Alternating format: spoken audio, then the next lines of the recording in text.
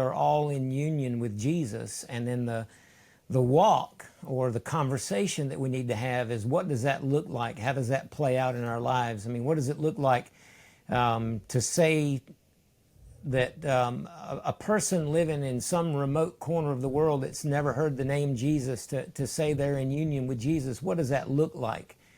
How does it differ from, other concepts that maybe come close or try to, like common grace or some other things like that? But I see union, Baxter, in your theology. I think Hope so. I know I've read everything you've written, and I think I've listened to every lecture you've ever given.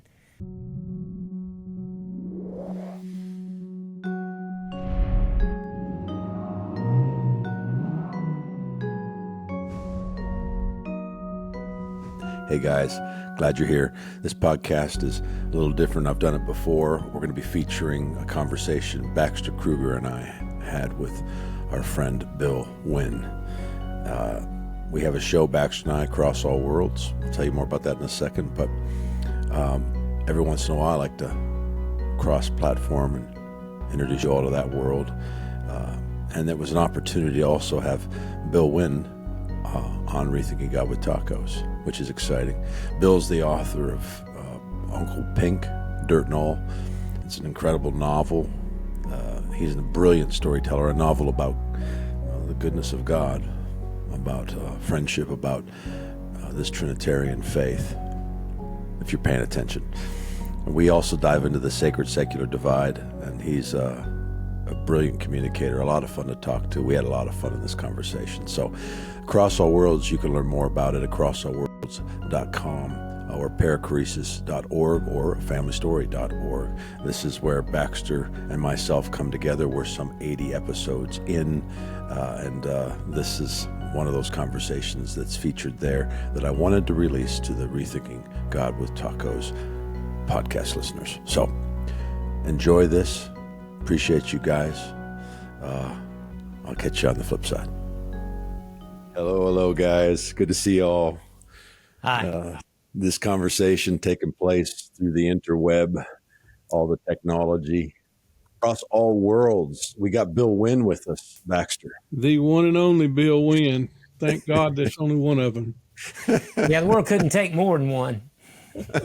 How far back do you guys go? Too far. Yeah, like a lounge chair, way back. I was thinking about that today. I think I met you for the first time live in Hickory, North Carolina. That's right. I don't remember when that was, 2006 or 7. Wow. That's my neck of the woods. That's beautiful.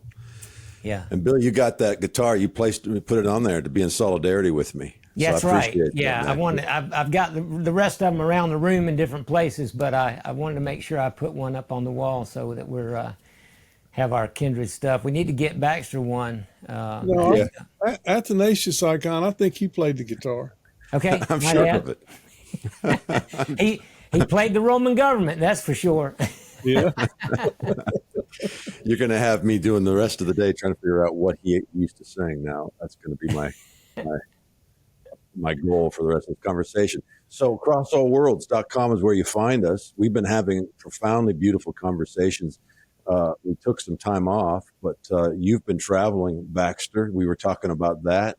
I think you said you saw the Rockies. And where were you? Just briefly, man. Well, I started in Canmore, Alberta, and that's the Canadian Rockies. And then ended up in Germany and then Switzerland. And this time in Switzerland, we were in Basel primarily, but we did get close enough to see the Alps. Come on. And it's quite remarkable. I mean, it's unbelievable what you can do. You can get on a plane, which I can't sleep on those things, but I can, watch movies and catch up on what's going on and news and stuff like that. But yeah, so I got back home about a week ago. Yeah. And it takes about a week to recover. Right. From all that travel. So you're just now coming. You're sharp as a tack for this conversation, though. Not really, because Bill's on here, so I've got my C game, so that's good enough. This is Bill's book, by the way. I got this next to me here. Oh, Yeah. This beautiful Uncle Pink, man. I met you only a year ago, but I've been hearing about you for a while, and this is a beautiful book, and you might want to share a little bit about it, and then we're going to dive into the secular divide. That's where we're going to get to. I mean, we only got 28 minutes. I love the long form, but we got to get to it. But share a little bit about yourself, man, because this book is beautifully written, and I think it articulates the secular divide without even trying. So, yeah. So I grew up about 19 feet above sea level in eastern North Carolina on the Pamlico Sound, and I grew up around a lot of colorful people. The church I went to was mixed race, and we had all kinds of just genuinely good people in our community and in our church. And so when I wrote Uncle Pink, initially, I wanted to write down all of these family stories so that they didn't get lost. And I just started writing them down in a colorful way. And one day, my wife said, well, why don't you write it into a novel, like a fiction novel? Write all those stories together in a fiction novel. And so I thought, okay, I'll maybe, and she wanted me to take a writing class, so I took Robin Smith's writing class. And I didn't want to do it because the way my wife described it, I almost felt like I was going to be the only dude in there, and I was going to be intimidated and surrounded by all these creative women, and I wouldn't fit in. But I did it, and I'm glad that I did it because I learned a lot. And and one day, so I'm trying to write this thing as a novel, and it's really not going anywhere. But to give you a little background on Uncle Pink, in our family and in my dad's circle of friends, any shenanigans that ever were talked about in our family, it was always blamed on this mythological person, and they just called him Uncle Pink. If there was a good joke, my dad would hear a good joke, he would substitute whoever the joke was about, he would put Uncle Pink in there, and it was just an Uncle Pink joke. I love that. So everything that ever happened was blamed on Uncle Pink. Like if my dad was supposed to stop and get something on the way home from work, he was a chemist, and we farmed our farm, but he worked 40 hours as a chemist, and he'd blame it on Uncle Pink. Or if a piece of tin blew off the barn, and he'd blame that on Uncle Pink. Or if a rooster got shot with an arrow. Yeah, that's right. So all of the stories in that book are true. They actually happened. Wow. The chapter about the bees, my daddy did that in 1945 at Trinity Episcopal Church in Ingleside, North Carolina. That's a true story. All of those stories are true. The story about the rooster, that's true. I mean, I've changed a few things. Like in my case, the rooster went under the barn and the dog didn't drag it out. I left it there because I knew my dad was going to skin me alive. And by, after a few days in the hot summertime, my daddy found it with his nose and made me crawl under there to get it. Oh, cool. Spiders and everything, he made me crawl under the barn to get it. And of course it had my homemade arrow through its head when I drug it out. So all of those stories are true. The rats and the gasoline, all of that stuff happened. Those are all true stories. So I wrote them into the story, but Davina came in my office one day when I was writing, and she just said, what if Pink isn't related to anybody in his family? That's all she said. Right. And she said, what if he's adopted? And it blew the whole thing wide open. I said a short prayer, and I felt like I was, my hands could not type as fast as I felt like the Holy Spirit was giving me ideas.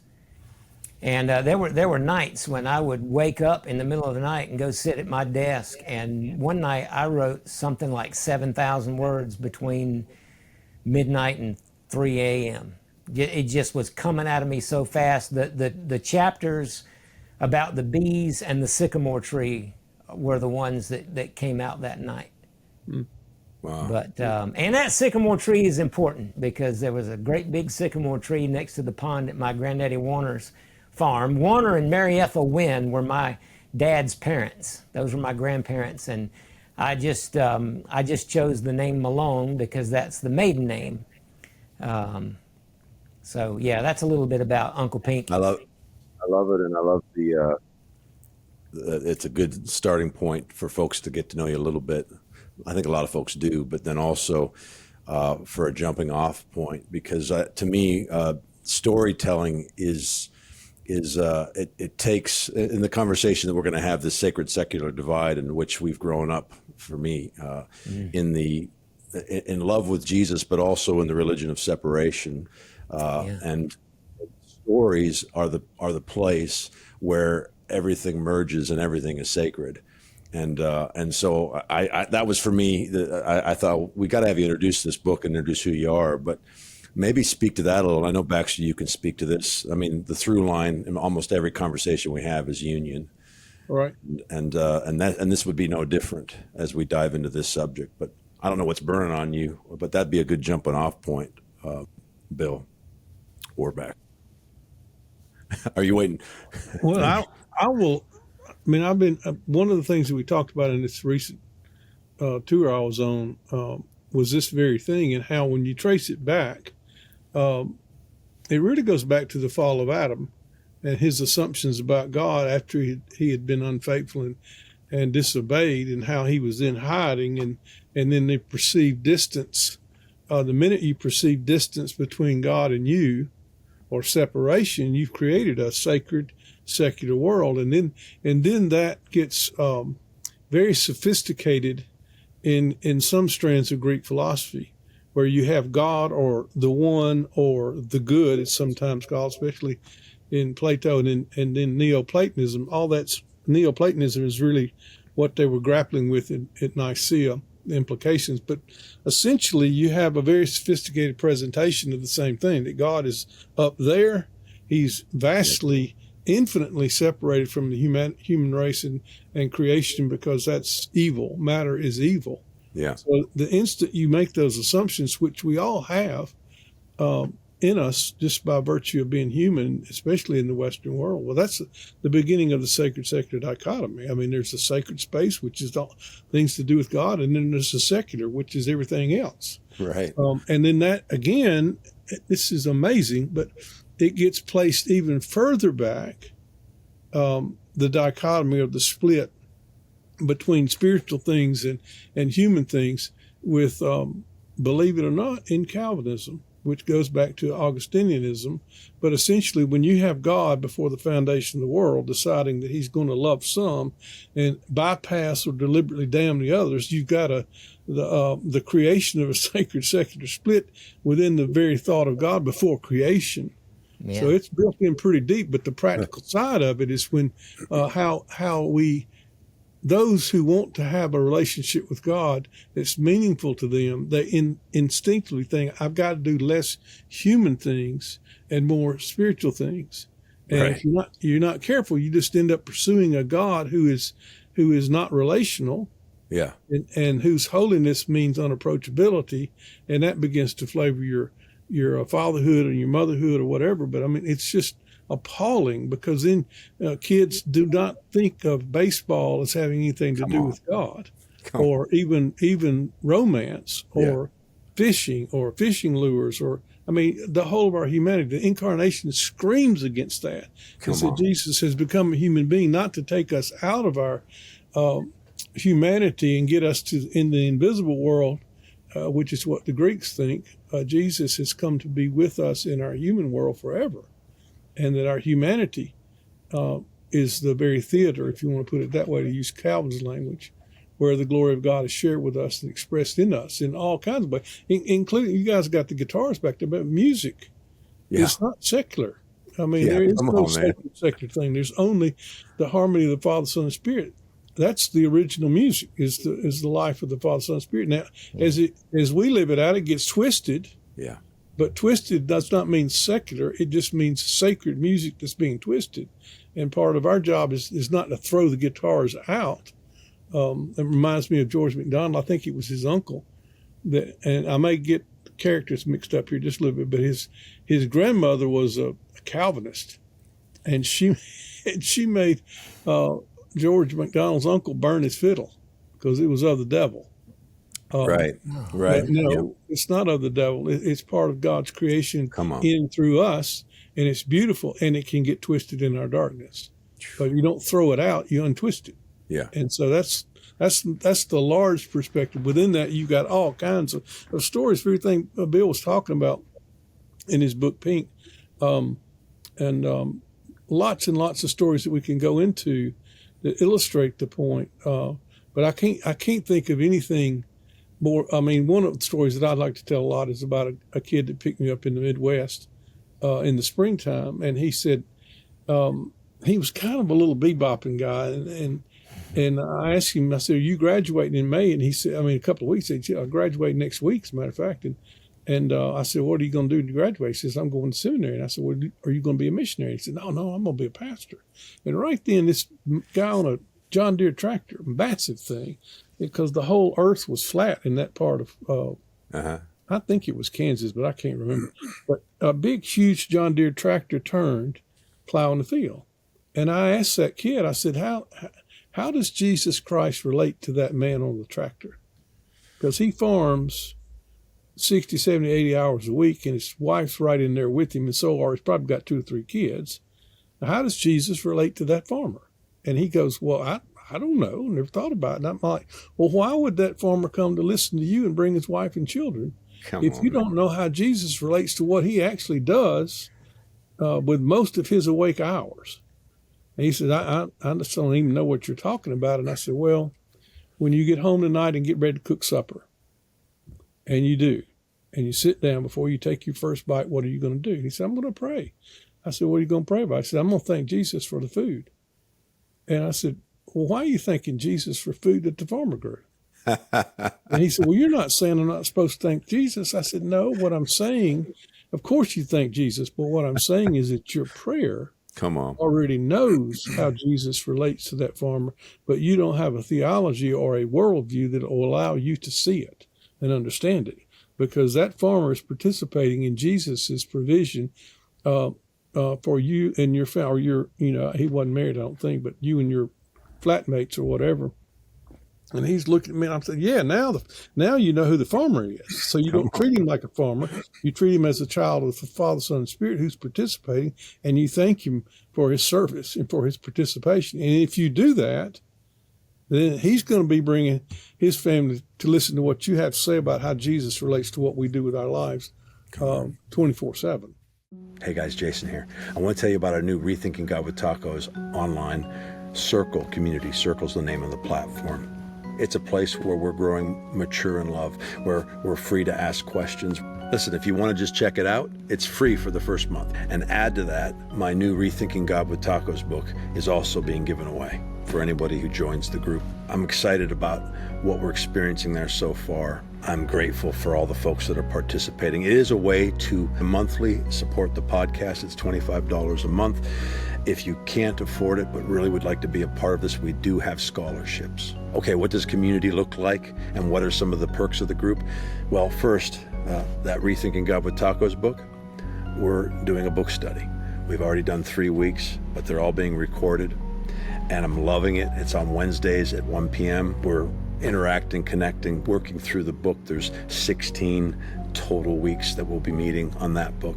We also have calls set up monthly with some of my friends, those we've had on the podcast: Bill Vanderbush, Randall Worley, Tommy Miller, Doug Alexander, Baxter Kruger, Brooke Waters, Jamie Engelhardt, Matthew Hester, and many more as we continue to lean in together.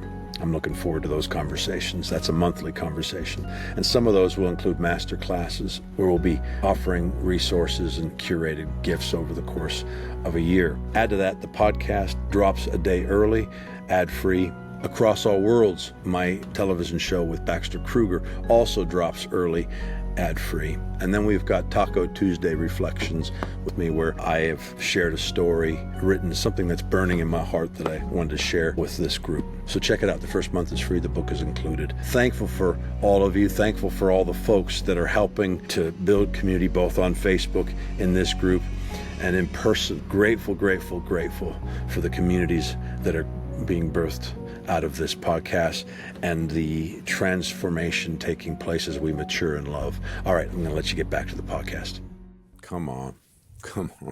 Yeah, that's What do you so think? good. I'll say this. Go ahead, Bill. That's brilliant. Yeah. Identifying what the Abba Father of the Holy Spirit is already declaring about the farmer in his prayer. Yeah, I think what, Athanasius even makes a reference to Plato.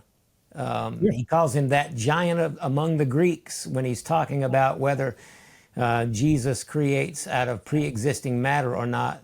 And that strain of thought, that's the beginning for us in the Christian West of the sacred secular dichotomy, because and the lie of separation. If God is, like the Greeks said, transcendent, and there's no possibility of an immanent experience with us, then of course he's not interested in or involved in your work as a plumber or a welder. Or a mama. Yeah. Yeah, especially a mother. Yeah.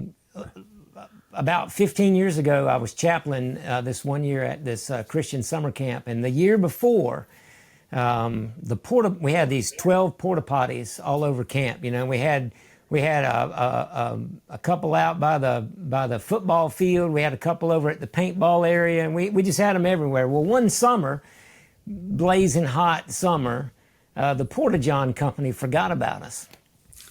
And by the end of that 5-day camp week, there was nowhere, anywhere in that camp. I mean, in the cabins, in your sleep, during the day, in the chow, there was nowhere on that site you could go and not smell ripe porta potties.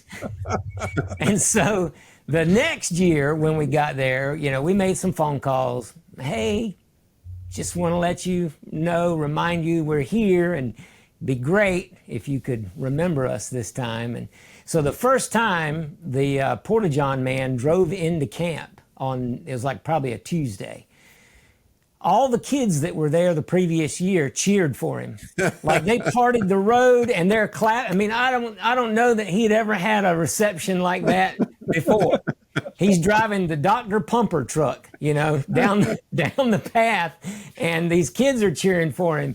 And I saw that, and I knew, all right, my last chapel message just changed. And so in the last chapel message, I addressed the sacred secular dichotomy, and I started just by asking questions. I said, raise your hand if you believe that Jesus created you. And so every hand went up, and I said, raise your hand if you believe that Jesus created you with a need to go to the restroom. And every hand went up. And I said, now raise your hand if you believe that Jesus provides for all of your needs.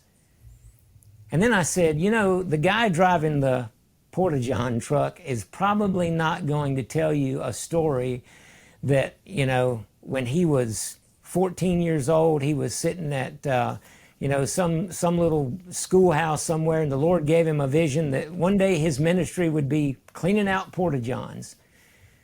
It might be he owns the company and somebody didn't show up, so he's the one doing it. It might be that that's his second job. He's got kids in school. I don't know. We don't have to know why he's doing it, but while he is doing it, he is providing the needs. Jesus, in participation with this man, is providing for the needs of his beloved teenagers at this camp. So good. And and they all got it. I had a conversation with my mechanic one time. He repaired one of our vehicles. And this guy, his name's Ted. He's amazing mechanic. He's the guy that, everybody else says, oh, $600 to fix the car. And he fixes it for $150. And I'm going, Ted, I'm going to write this check for $150 if you tell me to, but I sort of feel like it should be more. Are you sure this is enough? And I've never had a mechanic where I was asking, is this enough? You know, most of the time you're feeling like you're paying too much. Right, Yeah, yeah. because he was working on those muffler bearings, and man, that's a That's lot of right. money. Blinker Repack the fluid is muffler bearing. expensive these days. Oh man. So he says to me, he said, Bill, you know, when I was a teenager in youth group, there was a time when I thought maybe God was calling me to ministry, but I just wound up a mechanic. And this was like in 2008 or 9. I had just gone through this whole thing with Baxter about the sacred secular dichotomy. And I said, Ted, do you believe that Jesus cares whether or not a single mom has reliable transportation to get her kids back and forth to school and to soccer practice and go get groceries and go to work? Yeah. I said, what about grandparents that are going out of state for the first time to see that brand new grandbaby? You think he cares if whether or not they get stranded on the side of the interstate? Yeah. I said, see, what you're missing, Ted, is that what you do in this auto shop is no less sacred than what any preacher does on Sunday morning. And half the time I would submit that what you do in here has more worth and more value. Yeah. Amen to that. And he just about cried. I mean, he was stunned. He was stunned. Yeah. Well, this is the place where you see the damage that's done, because people that, I mean, in our culture, you have a gradation. Paul says, recognize no one according to the flesh, but that's what we've done. And so you have the rich people, you have the smart people, et cetera, and you keep working, and you come down, and somewhere in there is the mechanic, and somewhere in there is the dairy farmer. Yeah. And somewhere in there is the servicemen that pick up our garbage. Yeah. It's all. And I mean, you think of what would happen if there was a boycott from the people that pick up garbage for 1 week. I mean, you'd have all kinds of disease and things starting. Yeah. So, you know, we got it backwards, and because of that, people feel less than. Yeah. And when you thank them for what they're doing to fix your car, and you're saying to them, in essence, thank you for your service or thank you for your participation, that lights them up. But it's hard to believe because that's not the way they're treated. Yeah. They're treated like, oh, thank you, I appreciate this, but it's almost like a pat on the head, like you couldn't really do anything other than be a mechanic. You know, it's like, wait. That's where the sickness just is destroyed us, and it's completely, almost completely destroyed our culture because we don't know how to recognize the sacred presence of the Father, Son, and Spirit in every person, moment, and place. And when we do, we respond, and people feel elevated. They certainly feel dignified. Yeah. And that they're part of something really important. Yeah, man. The hierarchies that happen because of this lie of separation between sacred and secular. First of all, I want to say that when I sat down for dinner years and years ago, and I started to give thanks, my wife, when I was done, she said, he didn't cook it. And it shifted everything. I was like, okay, I need to thank my wife, and then I can thank him for the food. Oh, that's funny. That's funny. But I remember, Bible college, ministry school, you use that word ministry, and Bible college had a hierarchical structure, but there were only 4 types of ministry. You had your pastor, your missionary, your child worker, and your worship. That was it. And, I couldn't make that suit fit then, and I would be driven nuts by every time I'd sit in a church service and hear the preacher give a powerful message that culminated in the takeaway was, you guys need to get more involved in the children's ministry. And I would want to pull my hair out because I'd be like, it's not that there's anything wrong with the children's ministry, but you've taken ministry, that word ministry, and you've taken it and shrunk it down to 3 hours on a Sunday morning. And this is the problem. And so I love the word ministry that you're using, because that's the thing you're pushing back at all the time. I've got everything that we're participating in the ministry. And could we reframe this in this beautiful gospel? Baxter, talking about finding Father, Son, and Holy Spirit in the middle of any place you're in. I mean, this is what burns in my heart when we have these conversations. Yeah, years ago, and I think this was in North Carolina, but after the weekend was over, and I talked about this to the sacred secretary, I mean, he used a lot of stories, and the pastor said, "Well, I'm not asking you to tell me what I need to preach on next week, but you kind of have, a major paradigm shift going on in our little congregation." And he said, "But just give me some orientation." I said, "Well, in your bulletin, you had an insert that said, 'This is what's going on in the life of our church this week.'" And I looked through it, and I thought, well, that doesn't include anything my wife's about or my kids. Come on. And so you just excluded them in without saying it from the life of the church. And I said, if I were you, I would go interview everybody in the congregation. I love that. And ask them what they do and what they love to do and what they would sacrifice for in a heartbeat, not even considered a sacrifice, but a privilege. Write it all down and put it on a big old scroll and nail the scroll to the pulpit, roll it out the carpet out the front door and down the street and say, "Now this is what's going on in the life of our church." Come on. I mean, this is where the revolution. It's like, oh, I get it now. So what we're doing on Sundays, we're coming together to share what God has been doing in our lives. Come on. And some of us are struggling. Some of us lost the plot and got all confused, and we were depressed because all we were doing was being a mother all week and washing clothes. And what's that got to do with the kingdom of God? Yeah. And it's just it's really a crazy world once you bite that sacred secular thing, which we grew up with. Yeah. It's like it's already in our brain. Yeah. We've got to rethink it in the light of Jesus and the incarnation. Hey everyone, Bob Switzer of the Epic Narrative Podcast. Have you ever heard a sermon or looked at a passage and thought to yourself, I'd like to know more about that character? Or maybe you've heard a sermon and you've looked at the passage and thought, man, God does not look good in that one.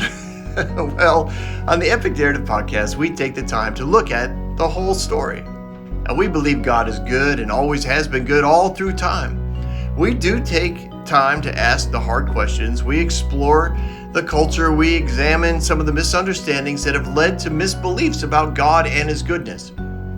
Now, you can binge a whole season for a complete story. You can look up a passage or a character in order to get something specific. Or you can tune in weekly for new episodes released every Monday. But we invite you to join us in search and find that God has always been good and only good on the Epic Narrative Podcast.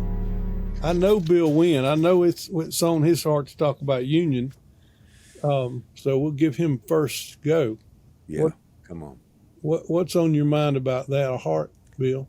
Union with Jesus. Yeah, I think for me, that's the thread that I see that's running through this grace explosion right now is that we are all in union with Jesus, and then the walk or the conversation that we need to have is, what does that look like? How does that play out in our lives? I mean, what does it look like to say that a person living in some remote corner of the world that's never heard the name Jesus, to say they're in union with Jesus? What does that look like?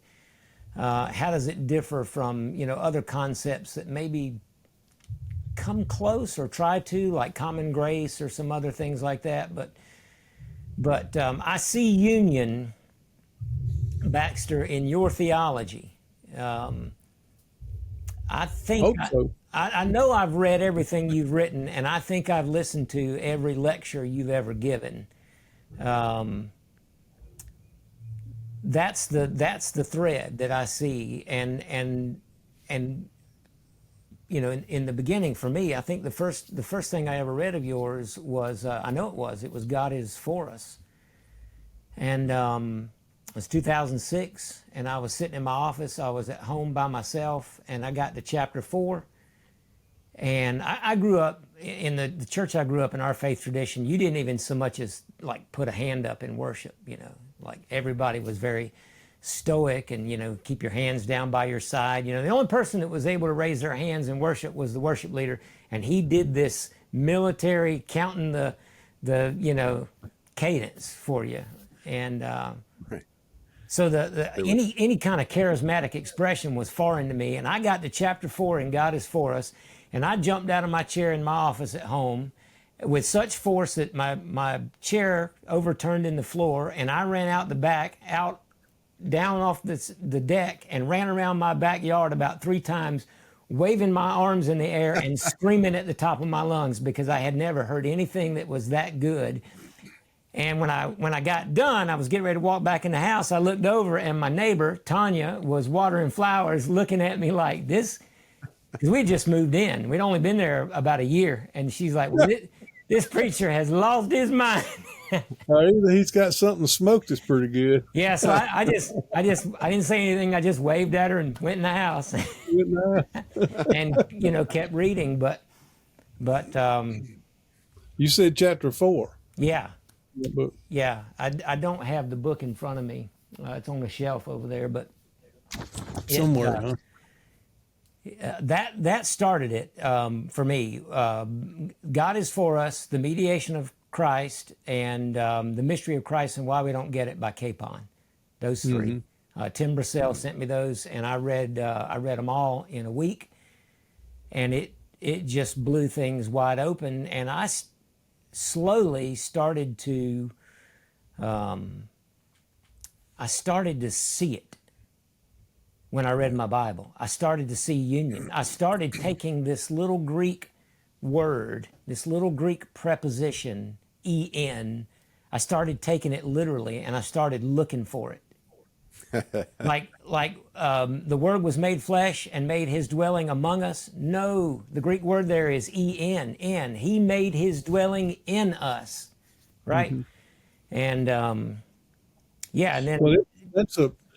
then that word can be translated among. All prepositions have nuances, but what's really fascinating in Galatians, where Paul says that when God was pleased, who set me apart from my mother's womb, was pleased to reveal his Son in me, not among me. Right. Yeah. And then the next verse, Paul Young pointed this out. I had not really gone any further just looking carefully. The next verse, he says, in order that I might preach him, and then it translates the same in as among the Gentiles. And it's like, wait a minute, God was pleased to reveal his Son in me that I might preach him in the Gentiles. Come on. So at that preposition, man, you start looking that up in Paul and in John. The very first word in this gospel is in. Yeah. Yeah. And I think he's already messing with our minds there, because it does mean in the beginning, but he's got so many layers that are going on. But that, for me, that is why I went to Scotland to study with J.B. Torrance and to do my work on T.F. Torrance, is because I had seen that same thing in Athanasius. Not only the goodness of God, but I'd seen this sense of the incarnation means that God has, and this violates every bit of the Greek world, that God has become a human being, and not only a human being, but he has united himself with us in our sin and alienation and darkness. And that double union, the union of Jesus with his Father and the Holy Spirit, and now his union with us, and not just our humanity, but our humanity twisted. It's like, okay, that then became for Athanasius and certain key figures in the early church, that became a hermeneutic. It's like, this is it. This is the light. The light is this double union that is the person of Jesus. And it's like, whoa, man, I got to rethink everything I thought I knew. You got to pull the thread on that rug, and everything that we've learned pretty much comes on. As you pull that thread, it just gets unwound. But then you turn around and realize there's a whole new carpet being woven behind you. Yeah, in the spirit, based on union. And blessedly, it's a subject now that people talk about. It was not that way 30 years ago. Yeah, very few people talked about it. But it radically changes our basic perception. There's no longer anything as just Bill Winn. This is kind of dovetailing back with our sacred sector discussion. There is no just Jason. Yeah. There is no just a human person. Yeah. There's only human beings bound up in the person of Jesus. Yeah, and that bound up. And John 14:20 to me became way back in when I first, this has probably been 40 years ago, I just stared at the verse thinking, how could you say that, Jesus? Because it's clear he doesn't mean, he says, in that day you shall know that I am in the Father, Come on. and y'all, us, are in me, and I'm in you. All of that's placed under the category of what's finished before we were even here. It's like, this is what we are to believe in a real union that's already established in Jesus, not in a possibility that I can, by my faith, or if you're in the Roman Catholic Church, with the way they understand baptismal regeneration, the child is born outside, but when the waters of baptism, then they're included. And it's like both of those, as T.F. Torrance points out, if you think you're united by faith, or if you think you're united by baptism, both of those are preaching a conditional gospel, and they're giving a place for us to accomplish our salvation, Right. In one way or another. But in his book, T.F.'s book, The School of Faith, which he wrote in, I think, 1959, which would have been a year after I was born, he has a long introduction to the all the catechisms and all that Reformed tradition, and he hammers this whole thing. And I remember reading it when I was in seminary. I just thought, oh my gosh, how can this be? And then I realized, well, it's in Calvin too. And not only that, but I looked up we were using Louis Berkhoff's systematic theology in our classes at Reformed Theological Seminary, in the theology classes. And I remembered staring at page 447, because I'll never forget it. I can see it on the page right now. He's talking about union with Christ, and he distinguishes the Reformed view from the Lutheran. He says the Lutheran view is subjective, is that union with Christ is the fruit of our faith. And Berkhoff, high Calvinist, says this is backwards, that the union with Christ is predicated first upon the eternal plan of God, second upon the historical realization of the incarnation. And he says it's manifest that union with Christ is not the fruit of our faith, that union with Christ produces faith. Faith is the fruit of a prior union. And I just thought, well, how can all this other stuff be? And how can the so-called evangelical world stand up and be preaching that it's a mere possibility? And if it's possible, then the object of my faith is not Jesus in me, but Jesus can be if I believe. And it's just a little circle. Yes. If I believe, well, what happens if I have a bad hair day and my faith falters a little bit? Where is Jesus then, and where is he in relation to me? And what if I'm like the guy, was it Thomas? Lord, I believe, help my unbelief. Where does that mean? We're just in limbo, somewhere hanging out there, kind of united, but kind of not. Yeah. And so the object of faith is then not the Father's love embracing us and uniting himself with Jesus. That's what Calvin says. The object of faith is God's mercy that's revealed to us in Jesus. And so that's not the object of faith. The object of faith is really my faith. If I'm believing right, then these things are going to get connected. I'm going to get united with Jesus then. And that just produces hiding, because then you have to act like you don't have bad hair days, or you don't have. Right. So I ask people a lot when I travel, who here at this meeting has moved beyond, Lord, I believe, help my unbelief. And if we haven't moved beyond that, then we're not really united with Jesus yet. Maybe partially, but it's just that creates insanity. It creates fear. It creates focus on yourself rather than astonishment that Jesus has united himself with us, not only in our humanity, but in our broken humanity. And he has fulfilled the Father's heart. And now we can see who God is and who we are, and we can start rethinking some things. But in his introduction, that's magisterial. There's probably 3 or 4 pages where he's dealing exactly with that. Quite beautiful. Some people call that objective union,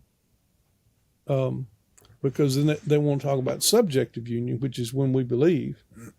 But I'm like, Jesus lumps, in that day you will know that I'm the one that has union with the Father, and you're in me. I've included you in my union with the Father, and I'm in you. All that's objective. Yeah. Now the subjective part is when, as we do begin to believe it, and when we have the dark times in our lives, or maybe dark seasons, We keep gazing back on the fact of it. Come on. I'm united with him. He did that. Yeah. Later on in my journey, probably the last 15 years, I've seen more and more that that we did have something to do with our union with Jesus, and that is we damned him. And we cursed him, and he submitted himself to that. Our damning him, we poured our wrath out on him, and he submitted himself to us. John's Gospel, chapter 18, is a stunningly beautiful way he presents that. But in that, we opened the door of our wound to Jesus to bow down and submit himself and surrender himself to that. And he brought his Father and the Holy Spirit with him. That's when he made John 14:20 real. Yeah. Well, our vote was to damn him, crucify him. It's so good. It's part of everything. It's very good. So good. I love the both of you told stories that those moments. I often will point back to 16 years ago and call it my second salvation experience, if you will. But I can point to all of these spots in my life, and I think everyone can point to when they actually heard the good news. Yeah. And they actually realized, even if they didn't have language for it or understanding for it, these explosive revelations. Baxter, if you're reading it and going, wait a sec, how is this? These are those moments where we actually are living truly, fully alive and experiencing. I can't read, John 14 without getting emotional. My heart burns as you guys talk. I can take you back to mowing my yard, and having Such a secular activity. such a secular activity. Me and Jesus. You don't and mean all to of- say that Jesus met you in something as mundane as cutting the grass, do you? my sweaty sincerity of didn't have enough money to actually have grass. It was mostly dirt. Yeah. Mowing the where I dirt. am. Yeah. And having a moment of revelation. Wait a second. I'm living from the above and beyond all you can ask her. And my neighbors would have thought, what is going on with that guy? What is going on with that guy? Because he's crying and he's laughing and he's saying, God, if you want to live, if I live in this space where I can't afford to put grass seed down the rest of my life, but I have a revelation, I can live in this ever increasing revelation of our oneness. Yeah. And here we are. I do think we're in a moment where folks, thanks to pioneers like yourself, Baxter, and those who came before you, who have been faithfully beating the drum of the gospel message in such a moment I get emotional. We're in a moment where we get to have these glorious conversations, and I'm hearing it over and over resonate with folks who are remembering their first love. Because salvation, when you give your heart to Jesus, even when you're limited in your understanding and you are limited in that prodigal moment of your life, you experience a father running to you. You experience him lifting his robes and running to you, and you experience this oneness, even if you don't have language to it. And here we are in a moment where I think language is being put to it, clarity being brought to it. And I'm grateful to you guys. People are hungry. Yeah. People are hungry for it. Yeah. Because we've lived out religion. I mean, Bill, you've probably got hundreds of stories on that just from your years as being a pastor. But we've lived out trying to get there. Yeah. We've lived under the tutelage of people who would tell us this is how you do it. Yeah. These are the things you do. You try harder, you give more, you pray more earnestly, you give your heart to Jesus, and you come to church and you do things that are spiritual. And it's like, I would say the vast majority of Christians in the West, they're not saying anything about it, but they know that, well, if that's it, that doesn't fit what Jesus promised. He promised life. Yeah. Not like leaving your body behind and going to heaven when you die and back into the invisibles. That's the Greeks. But we've been trying to get into something that we were created in, and we've never been separated from. The only issue is we've lost our minds, and we don't see it. And when you don't see what is, you create something that you can see. And then you try to get that built up, because somehow if your successful ministry to a distant God is really true, one among several thousand options on how to get this thing worked out. But the proof is going to be size. Right. In our country anyway. Yeah. That's the proof. Sure. That God's hand's upon us. And I'm like, man, wow. This union is so beautiful. It's so real. Yeah. And I'm always it's important. It's critical in every part of our life. It affects our health. It affects everything. Jason, I'll tell you a quick story if I can make it quick. There's my baby girl who is transferring to another college for her junior year. She's going away to study psychology and criminal justice. She wants to be an investigator. So, yeah. But when it was her first birthday.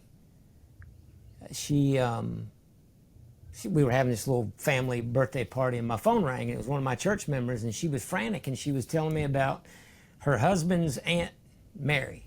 And she was in the hospital. She had tried to kill herself, and she didn't know which hospital she was in. Well, it was like, in Central Virginia, I'm in Hanover County, but in the area, there's 7 or 8 big hospitals, So I just, like, where she live, So I go to, this is back before we all had smartphones. I go to my computer and I look on MapQuest and this is her address and what hospitals. And so I start calling hospitals, and nobody will tell me anything because she's a psych patient and I don't have this number, right? So finally, I got this elderly black lady at MCV in downtown Richmond, Virginia. And she says, well, honey, I'm not allowed to tell you that Mary Ann Thomas is on the 7th floor in room such and such. That would be a violation. And she hung up the phone. I did manage to get in a God bless you, and she hung up the phone. So I got dressed and I went, and I was 36, 37, and brand new pastor, and absolutely unprepared for a moment like that. And so what she had done is she took a bunch of pills, and that didn't work. So she drank a bottle of peroxide behind it, and that didn't work. And so then she got a butcher knife and laid down in her bed and stabbed herself in the abdomen a bunch of times. And that didn't work. But she had lost so much blood, she broke the glass on the nightstand that she had used to swallow the pills and started sawing away at her throat. And so when I'm standing in front of these double doors, these metal stainless steel doors, and I'm waiting for them to open them, and I'm just praying. I said, Holy Spirit, I have nothing to say. I don't know what to say. I'm not even going to go in there and pretend to know what to say. So I'm not going to open my mouth until you open it. So I sat down in front of her, and she was tied down like an animal with a trach tube, right? Yeah. I mean, I get why she had to be restrained, but she was having a pretty bad day already, and that just made it worse. And my heart just broke for this lady. I'd never met her before. She's in her early 70s, or late 60s maybe. And I just sat there for probably 10 minutes, and big tears just streaming down her face. I mean, I told her who I was, and that her family had sent me, but I opened my mouth, and this is what came out. I said, you belong to the Father, Son, and Spirit. You always have. You always will. The Father loves you, and He likes you. You are His beloved child. Come on. And then I just stayed silent and prayed silently, and 5 minutes later, I repeated it, and then, I don't know, after about an hour, I just looked at her and I said, okay, I'll see you tomorrow. And I went back every day, and we talked. I did all the talk. She had a trach tube. She was writing on a little pad. And long story short,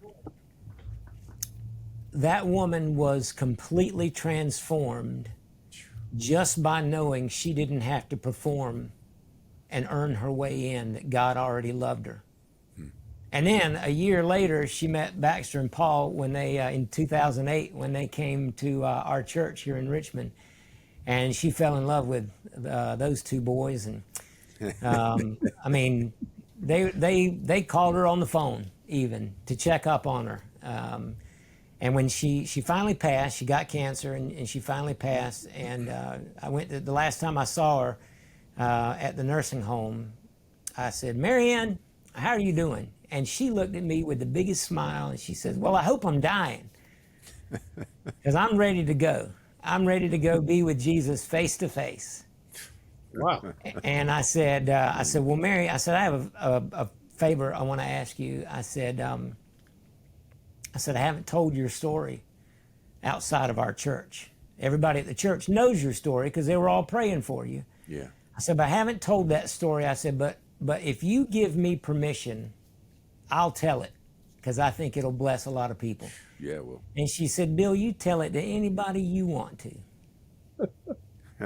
I mean, she was completely transformed. I mean, she grew up in church. Yeah. She loved Jesus, Yeah. but she could never get it right. She could never perform well enough. And when she found out that she had been in union with the Father, Son, and Spirit before the foundations of the world were laid, it took all of that pressure off of her. Yeah.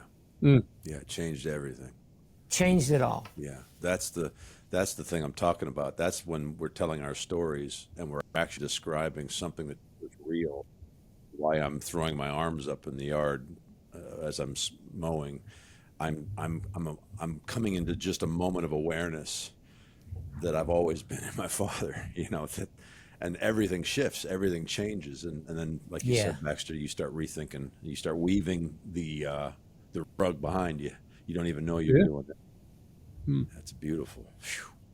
Man, that's a beautiful analog. That's a beautiful thought, Baxter, about the unraveling the rug of our fallen mythologies, and as it unravels, the Father, Son, and Spirit are reademing it and weaving it into. Yeah, that's powerful. That Yeah, is, and then when you realize consider that stolen. I'll give you credit, though. I'll give you credit for the first three The times. first time, yeah.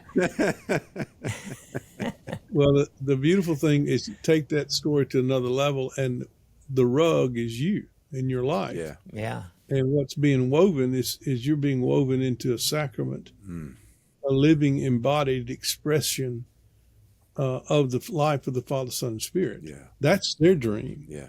And they're not doing it without our participation.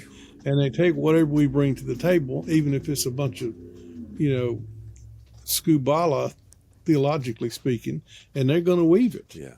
They're going to weave it. And we don't even see it. I think it takes us a lot of years when you can look back and think, I thought I was doing this and this and this for God. Now I'm embarrassed about that. But what God was actually doing in and through me was a whole different thing. Right.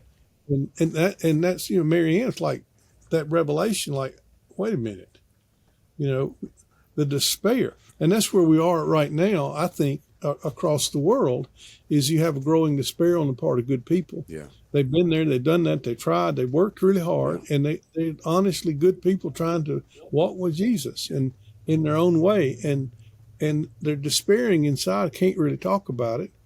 And at the same time, the Lord is raising up prophets, evangelists, whatever you want to call them, who are recovering the ancient vision of union of the early church, of the apostles and the early church. And when those two things meet, man, and you can't hide that. And that's, to me, I can see it. When I walk in a room and turn around, I can see all these faces that are lit up with simple relief. Yeah. I mean, what almost took Mary Ann out was the frustration of having to get it right and knowing you couldn't do it. And then the simple relief and the joy of knowing that I'm included. And people that are on the outside working hard to get in hear that and think, well, that's just easy believism. And I'm thinking, no, that is serious, profound, personal relief that leads to gratitude and joy. And you can't hide those things. And that creates conversations with people around you because they see it. And they don't necessarily know what it is. And it doesn't even have to be a religious conversation. They just kind of want to hang out around it because it's some freedom. And I love the simplicity of what Holy Spirit gave you to say, because that is, I've watched you guys do that. I've watched, Baxter, you're sitting there, somebody asks, you preach this beautiful message, and then there's a Q&A and somebody asks a convoluted religious question, trying to figure it out. And I've watched you go, nah. What is it that you said to her? Basically, Bill, it's that. You belong to the Father, Son, and Spirit. You always have. You always will. The Father loves you. He likes you. You are His beloved child. I mean, this is the message. That's the ministry.